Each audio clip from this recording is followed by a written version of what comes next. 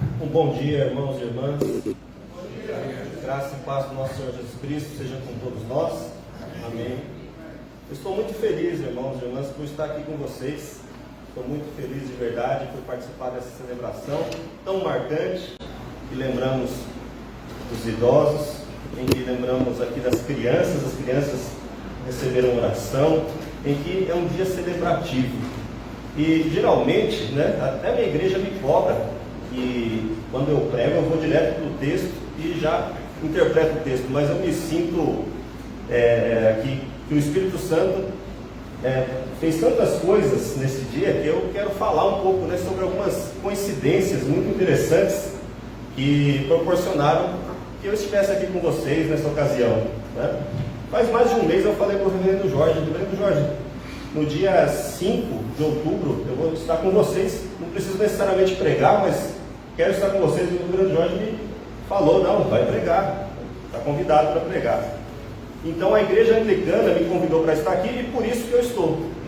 E eu não imaginava que seria um dia festivo, e que bom, Então quando eu fui falar para o presbítero Davi Melo que queria que ele me levasse para comer um feijão tropeiro, ele falou, não, você vai comer na igreja mesmo, porque geralmente é o presbítero Davi que me acompanha até o Mercadão, Essa é a igreja que eu vim por mais vezes, eu acho, nessa gestão, que eu vim, é a quarta vez ou quinta que eu venho, e tem gente que acha que é só para comer o feijão tropeiro, mas não é porque eu gosto de vocês e quero acompanhar vocês, Então foi uma coincidência interessante.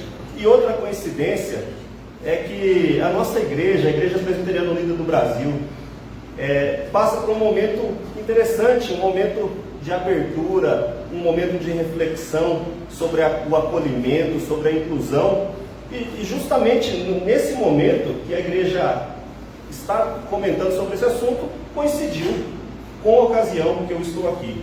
E mais interessante ainda, numa conversa despretensiosa com o reverendo Jorge aqui no gabinete, enquanto colocávamos a toga, estávamos batendo um papo ali, e eu falei para ele que queria apresentar um amigo aqui de Belo Horizonte para ele, que foi meu professor em São Paulo, do Mackenzie, que é o professor Carlos Caldas, o reverendo Carlos Caldas que está ali. Que estranha coincidência encontrá-lo aqui também. Tantas ocasiões que eu poderia ter comentado isso com o Jorge, mas comentei hoje, Então, tudo isso parece que nos dá nos mostra a áurea do Espírito Santo que nos reúne num culto tão bonito e tão marcante. Então, por isso tudo estou muito feliz. Eu moro na cidade de Jundiaí, sou pastor da Igreja Presbiteriana Unida de Jundiaí. Jundiaí é uma cidade muito legal porque fica entre São Paulo e Campinas, mas também é muito difícil porque fica entre São Paulo e Campinas. Para ir até o aeroporto, seja qual for, eu tenho que acordar muito cedo. Eu acordei, na verdade eu não dormi, porque eu tinha que estar no aeroporto às 6 da manhã, então eu chamei um Uber às 3 para que desse tempo de um Uber atender e me levar com antecedência devida. Então eu cheguei bastante cansado, mas quando eu fui recebido pelos diáconos e quando eu cumprimentei cada um de vocês, toda aquela energia que estava baixa retomou, e eu estou muito alegre, irmãos e irmãs. Então eu convido vocês para ficarem em pé, para nós lermos juntos, para que cada um de vocês acompanhe, nas Bíblias, a leitura do Evangelho conforme Lucas, capítulo 17, a partir do versículo 5 até o versículo 10. Passagem do lecionário para esse domingo, do Evangelho. Lucas 17, do 5 ao 10. Então disseram os apóstolos ao Senhor: aumenta-nos a fé. Respondeu-lhes o Senhor: se tiverdes fé, um grão de mostarda, se tiverdes fé como um grão de mostarda, direis a esta moreira: arranca-te e transplanta-te no mar, e ela vos obedecerá. Qual de vós, tendo um servo ocupado na lavoura ou em guardar o gado, lhe dirá, quando ele voltar do campo: vem já e põe-te à mesa? E que antes não lhe diga: prepara-me a ceia, cinge-te e serve-me, enquanto eu como e bebo, depois comerás tu e beberás? Porventura terá de agradecer ao servo, porque este fez o que lhe havia ordenado? Assim também vós, depois de haverdes feito quanto vos foi ordenado, dizei: somos servos inúteis, porque fizemos apenas o que devíamos fazer. Amém. Amém. Vamos orar? Posso pedir para o reverendo Carlos Carlos, já que eu o mencionei, faça essa oração para que Deus nos ilumine? Deus Pai, damos graças pelo dom da vida, pelo dia de hoje, damos graças pelo estudo, realmente alegre, positivo. O Senhor seja louvado por isso. Agora acabamos de ouvir a leitura do Evangelho, pedindo ao Senhor que, pelo Espírito Santo, nossos ouvidos, nosso coração, nossa mente estejam abertos para ouvir, pensar, que essa palavra, nosso coração frutifique, encontre no nosso coração aquela terra boa, fértil, e assim produza frutos, 30, 60, 100 frutos bons, frutos para a vida eterna. Abençoa, Senhor, nosso irmão, teu filho, teu servo, que vai expor a palavra para nós agora. Que esse momento seja de edificação, de desafio, de fortalecimento na fé, na esperança e no amor. Em nome de Jesus. Amém. Amém. Podemos nos sentar? Caros irmãos e caras irmãs, o título da nossa mensagem hoje é Fé e Serviço, ou Fé e Diaconia. Esse título é um convite de Jesus Cristo a todos nós. Fé e serviço, ou fé e diaconia, que é sinônimo, não é? Diaconia é sinônimo de serviço. Jesus Cristo nos convida a ter fé e nos explica como é a fé. Jesus Cristo nos convida ao serviço e nos explica como devemos servi-lo, como devemos servir ao próximo. Para o esclarecimento desse texto, eu gostaria de convidar vocês a cavucar a memória, lá do ensino médio talvez, não sei, né, nós somos pessoas diferentes, né, isso é que dá a beleza ao mundo. Muita gente, né, eu me lembro no ensino médio, que gostava muito de matemática e tinha uma facilidade. Eu sempre tive uma dificuldade extrema, mas eu gostava muito das aulas de português. De tanto que eu me formei em letras, né, quando adulto. Então, alguns termos são familiares para vocês, estão lá no fundo da memória. Agora, outros eu sei que aqui devemos ter também professores de língua portuguesa que vão lembrar, né? Eu queria explorar com vocês, nesse texto, as figuras de linguagem. As figuras de linguagem são os recursos que fazem com que as nossas palavras, os nossos discursos tenham encanto, tenham vida. A linguagem fica floreada e a linguagem deixa de ser mecânica. Na Bíblia Sagrada, a linguagem de Jesus é marcada por essas figuras. Com muita frequência, Jesus tem a linguagem da ironia, não é? Olha só quando ele fala, fariseus hipócritas, coais o mosquito, mas deixam passar o camelo, né? Isso é uma ironia.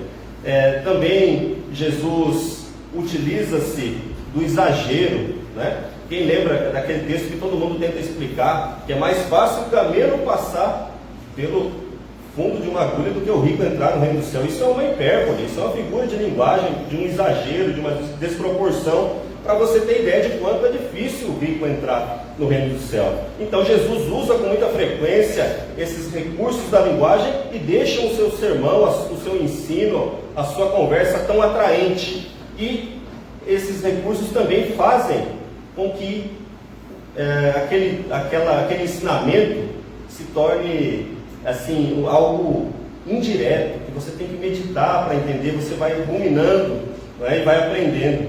E vejam então, esse texto se dá no Evangelho conforme Lucas, num momento em que Jesus segue em direção a Jerusalém e ele é acompanhado pelos seus discípulos.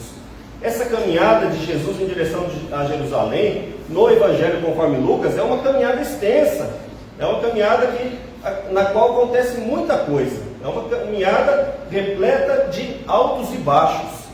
No capítulo 10 desse evangelho, Jesus comissiona os seus discípulos, comissiona 70 discípulos a expulsar demônios, a curar, né? A pregar o evangelho, a libertar os cativos. E quando a gente lê esse capítulo 10, a gente vê que os discípulos, depois de terem sido comissionados, eles voltam a Jesus da sua missão e falam: mestre, olha, nós pela nossa palavra os demônios foram expulsos, as pessoas foram curadas, eles estão maravilhados pelo dom de Deus. Então era um momento de auge, né? Mas essa caminhada também tem momentos de declínio, né? Momentos difíceis. E aqui nós temos porque os discípulos eles começam a ouvir uma série de ensinos difíceis de Jesus. No capítulo 17, no começo, fala do perdão, de que é necessário perdoar repetidamente. E os discípulos se veem confrontados por isso. Olha, eu acho que eu não consigo perdoar. Então, um desses discípulos se dirige a Jesus e fala: olha, acrescenta-nos mais fé para que a gente possa perdoar, né? Não só para isso, mas para que a gente possa cumprir todos esses ensinos que o Senhor tem nos ministrado ao longo dessa caminhada. E é uma pergunta bem desajeitada, né? Senhor, acrescenta-nos, né? Aumenta-nos a fé. É uma pergunta desajeitada, porque a fé não é um produto, a fé não é um material, a fé não é um volume que pode aumentar ou diminuir. E Jesus responde com ironia. É uma ironia o versículo de número 6, quando ele diz: se tiveres fé como um grão de mostarda. Por quê? Porque eles estão querendo volume para a fé, estão querendo que a fé aumente. Mas ele fala: se você tiver a fé, que é tamanho de uma sementinha, é tamanho da menor das sementes conhecida, ela já será suficiente para vocês. E ao mesmo tempo, isso é uma ironia, e a ironia ela é sempre uma provocação. Ele está respondendo: vocês não precisam de volume, vocês precisam da potência, vocês precisam de uma fé verdadeira, não de uma fé volumosa. É uma ironia, porque ele responde indiretamente, mas além disso, também é uma símile. Quem que lembra o que é a símile? Né? Nós temos na língua portuguesa e nas outras línguas também a metáfora. A metáfora é quando eu falo: ele é um touro de tão forte, né? Ele é um touro. Agora, se eu falo ele é forte como um touro, aí é símile. Essa simples palavra como, ela muda a figura e se torna explícita a comparação. E aqui Jesus diz: se vocês tiverem fé, não a fé que é uma semente de mostarda, mas que é como uma semente de mostarda. E por que como uma semente de mostarda? Porque a semente ela tem a potência, ela tem o poder do crescimento. Muitos exegetas discutiram que mostarda é essa, né? Um exegeta chamado Joaquim Jeremias disse: lá na Palestina tem uma mostarda que é muito grande, que é alta, né? E o outro fala: não é que a mostarda, o pé de mostarda, o outro que chama Pourriquet falou: não é que o pé de mostarda é muito alto, é que esse pé de mostarda que Jesus fala é um pé de mostarda escatológico, e ele surpreende todos qualquer pé de mostarda que existe. É só para mostrar o contraste. E a gente não precisa discutir isso, mas pensar que Jesus mostra o contraste: um pequeno começo e uma grande expansão, uma sementinha que tem um grande potencial. Assim deve ser a fé de cada um que está na caminhada com Jesus Cristo em direção a Jerusalém. Ela é potente, ela é expansiva, ela tem a potência que é característica da mensagem do reino de Deus. Mas além disso, na sequência, Jesus fala: olha, se vocês tiverem a fé como um grão de mostarda, vocês serão capazes, né, de ordenar que essa árvore, a amoreira, seja arrancada e transplantada no mar. Dizem que a amoreira, e aí eu fico perdido, né, porque eu sou citadino, eu tenho que acreditar nas referências que eu estudo, mas dizem que a amoreira tem raízes muito profundas, e que era essa a ideia, que a amoreira tem raízes muito profundas, e a fé pode tirar as raízes daquilo que está enraizado de modo muito profundo e eliminar. Veja, existe no outro evangelho, no evangelho conforme Mateus, uma outra figura muito parecida com essa, um outro elemento. Jesus fala: se vocês tiverem fé, como a semente de mostarda, e disserem a essa montanha, saia daí e transplante-se ao mar, isso acontecerá. Então não importa muito se é a moreira ou se é a montanha, mas o que ele quer mostrar é, mais uma vez, uma figura da hipérbole, do exagero, da desproporção. Aquele que tem fé, a fé verdadeira, que tem a fé na sua vida, né, que Deus lhe proporcionou fé, pode fazer coisas grandiosas, coisas verdadeiramente maravilhosas, que causam grande espanto. Mas é óbvio que o caso não é que uma montanha vai se precipitar do lugar, né? Mas sim que a fé tem grande potencial. E Jesus continua entre os versículos 7 ao 10.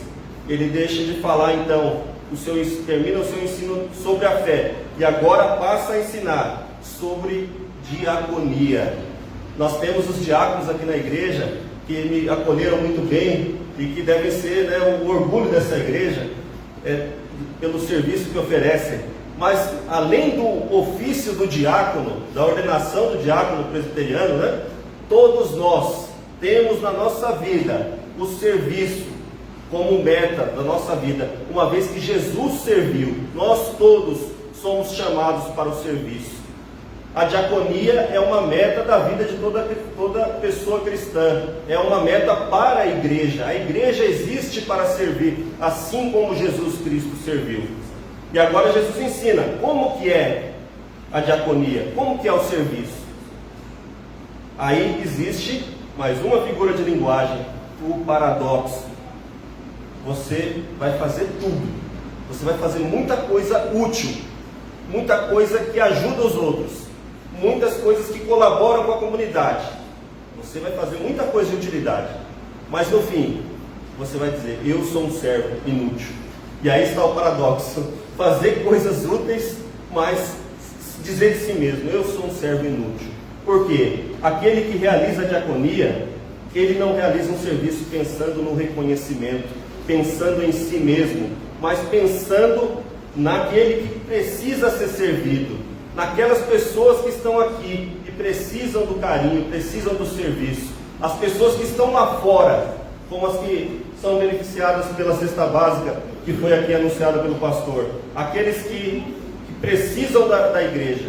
A igreja existe para esses, a igreja existe para a diaconia.